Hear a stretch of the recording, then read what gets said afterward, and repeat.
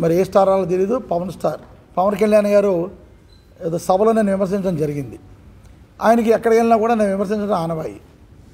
ఆయనకి నా మీద కోపం ఏమిటంటే ఆయన వెనకాల కొందరు చెంచాలు ఉన్నారు. కాకినాడకు సంబంధించిన కొందరు చెంచాలు ఉన్నారు. ఆ చెంచాలు ఎవరు ఇన్ఫర్మేషన్ ఎవరు, సరైన ఇన్ఫర్మేషన్ ఎవరు, అందరూ అబద్ధాలు, నోరిపితే అబద్ధాలు మాట్లాడే చెంచాగాళ్ళు. అంతే ఈరోజు కూడా ప్రజాక్షేత్రంలోనికి వెళ్ళలేదు. ఏదో పెద్దలకు ఇంటి పేరు పెట్టుకుని చాలామంది అయిపోయేటువంటి కార్యక్రమాలు చేస్తున్న రోజులు పోని.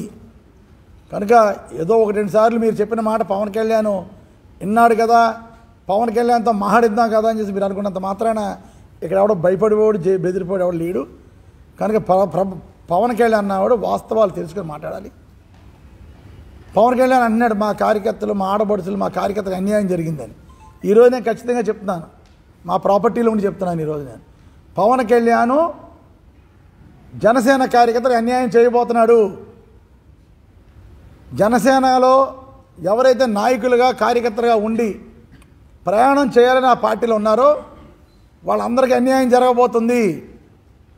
మరలా జనసేన అనే పార్టీని ప్యాకేజీలకు ఇచ్చేసి మరలా అన్యాయం జరగబోతుంది. కనుక కార్యకర్తలు నేనేది అన్యాయం చేశానంటున్నారు. జనసేన కార్యకర్తలకి మా ఇంటి మీద దాడి చేయడానికి వస్తే మా యొక్క అభిమానులు, కార్యకర్తలు, బంధువులు, స్నేహితులు అందరూ కూడా కలిసి ఎదురుదాడి చేశారు. ఎవరింటి మీద వస్తే ఎవడో ఊరుకుంటాడు, ఎవడో ఊరుకోడు. ఈ రోజుల్లో నేను అలా అన్యాయం చేశానని బాధపడ్డాను పవన్ కళ్యాణ్ గారు అన్నారు. ఇంకా బాధపడే రోజు వస్తుంది. పార్టీ కోసం కష్టపడ్డా ప్రతి కార్యకర్త కూడా బాధపడే రోజు వస్తుంది. కాబట్టి కార్యకర్తలు, లీడర్లకి నా విన్నపం ఒకటే, పార్టీ పట్ల జాగ్రత్తగా ఉండండి. పొత్తులో భాగంగా మీ అందరికీ అన్యాయం జరగబోతుంది అంటారు. మేము పొత్తు పెట్టుకున్నా మళ్ళీ మా కార్యకర్తలు మంచి పదవులు వేస్తామని. చంద్రబాబు నాయుడు నమ్మి పొత్తులు పెట్టుకుంటే ఎన్టీ రామారావుని వెన్నుపోటు పొడిచినాడు పవన్ కళ్యాణ్ పెద్ద లెక్క చంద్రబాబు నాయుడికి. కనుక నేను పవన్ కళ్యాణ్ ఏం చేసుకుంటారో, చంద్రబాబు ఏం చేసుకుంటారో నాకు అనవసరం. కార్యకర్తలు అన్యాయం జరిగిందని బాధపడే పవన్ కళ్యాణ్ గారికి మీరు కూడా మీ కార్యకర్తలు నట్టేయడం ఉంచకండి, మీ లీడర్లు నట్టేయడం ఉంచకండి పొత్తుల్లో భాగంగా. కనుక కష్టమైన నష్టమైన 2019 ఎలక్షన్లో మీకు 7% వచ్చిందని మీరే చెప్పారు. మొన్న జరిగినటువంటి లోకల్ బాడీ ఎలక్షన్స్లో మన ఓటింగ్ శాతం పెరిగి 27% అయ్యిందన్నారు. పోటీ చేసేయండి ఇండివిజువల్గా, ప్యాకేజీకి అమ్ముడుపోయి మీరు మీ కార్యకర్తలకి నాయకులని అన్యాయం చేయొద్దని నా యొక్క విన్నపం అని సందర్భం పవన్ కళ్యాణ్ కానీ జనసేన లీడర్లకు అందరికీ తెలియజేసుకున్నాను. ఇక్కడ చెంచాగాళ్ళు ఒకటి రెండు ఏదో నా గురించి మాట్లాడారు. ఆ చెంచాల గురించి మా కార్పొరేటర్లు కూడా సమాధానం ఇవ్వడం జరిగింది. ఆ చెంచాల గురించి నేను మాట్లాడే పనిలే. సో అది నిన్న జ్యోతుల్ నవీన్ గారు కూడా నా గురించి ఏదో మాట్లాడటం జరిగింది.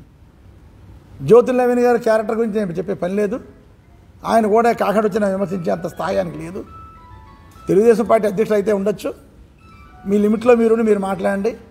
మీరేదో పొడి చేస్తానో, గిడి చేస్తానో, చూసేస్తానో, చంపేస్తానో ఏదో నిన్నేదో మాట్లాడి నీకు చూడలేదు ఇంకా వీడియో తెలిసిందంతే. ఏమీ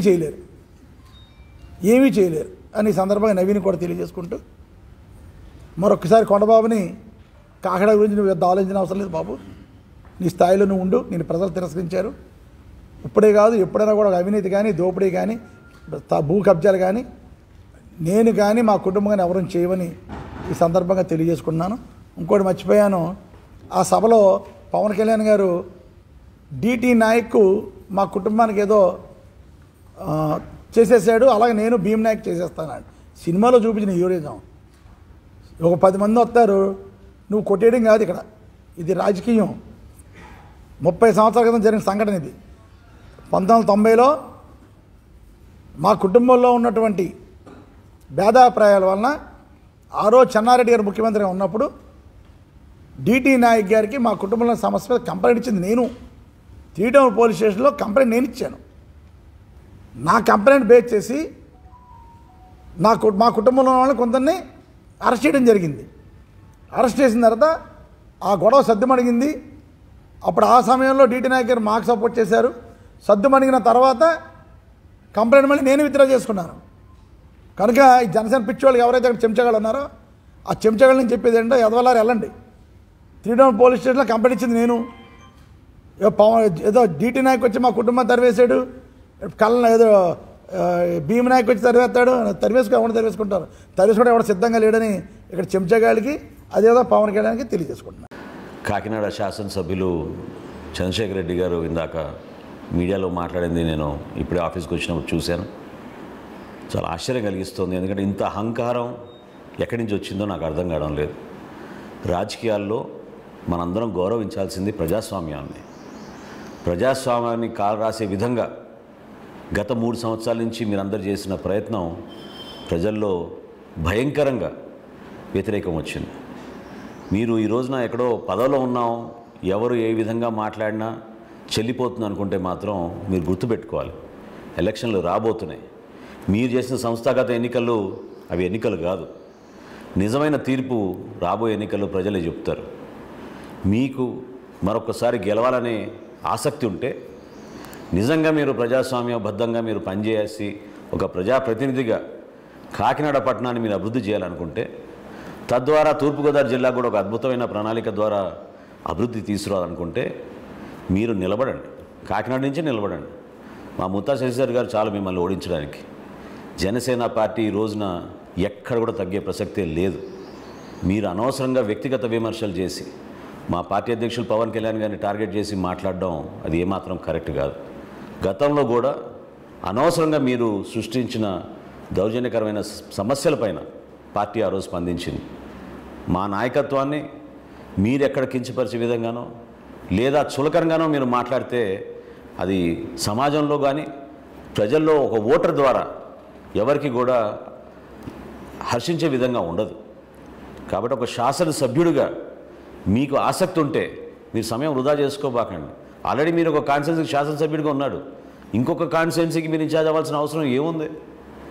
మీరు ముందు కాకినాడని డెవలప్ చేయండి, చూపించండి ఏం చేశారో. అక్కడ ఉన్న తాగునీటి సమస్య ఏంటో మీరు దాన్ని అడ్రస్ చేయండి. అక్కడ ఏ విధంగా మీరు పర్యావరణానికి నష్టం కలిగిస్తున్నారో దాని గురించి మాట్లాడండి. స్థానికంగా ఎంతోమంది ఎదురు చూస్తున్న ఇళ్ల పట్టాల గురించి మీరు మాట్లాడండి.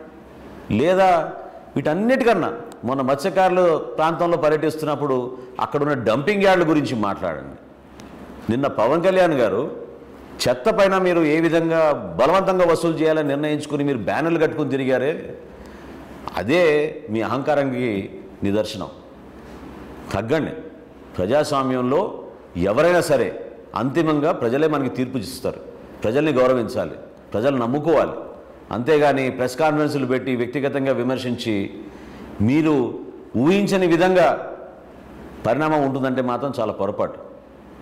రాబోయే ఎన్నికల్లో ఖచ్చితంగా రిజల్ట్స్ వేరే ఉంటాయి. ఎట్టి పరిస్థితుల్లోనూ వైఎస్ఆర్సీపీ ప్రభుత్వం పార్టీ ప్రభుత్వంలోకి రాదు. దాన్ని మీరు గుర్తుపెట్టుకోవాలి. కాబట్టి దయచేసి తగ్గండి, వ్యక్తిగత విమర్శలు మానుకోండి. మీరు కాకినాడ పట్టణం పైన మీరు నిజంగా మీరు కొంతవరకైనా మీ సమయం కేటాయిస్తే మీకేమైనా ప్రజలు కొంతవరకైనా ఆదరిస్తారేమో. ఇప్పటికే మా పార్టీ తరఫున నాయకులందరూ కూడా అద్భుతంగా పనిచేస్తున్నారు. పక్కనే ఉన్న శశిధర్ గారు కానివ్వండి, అక్కడ ఉన్న నానాజీ గారు కానివ్వండి, ఎట్టి పరిస్థితిలో కూడా మీరు వచ్చే ఎన్నికల్లో గెలిచే ప్రసక్తి లేదు. అది గుర్తుపెట్టుకోండి. మా వీర మహిళలు ఎవరినైతే మీరు ఆ రోజు అవమానపరిచారో, ఎవరైతే గాయపరిచారో వాళ్ళే వార్డులో తిరిగి ఇంటింటికి తిరిగి మీ సంగతి ప్రజల దగ్గరికి తీసుకెళ్ళి ప్రజల ద్వారా మీకు సరైన తీర్పు ఇస్తారని మనస్ఫూర్తిగా నేను నమ్ముతున్నాను.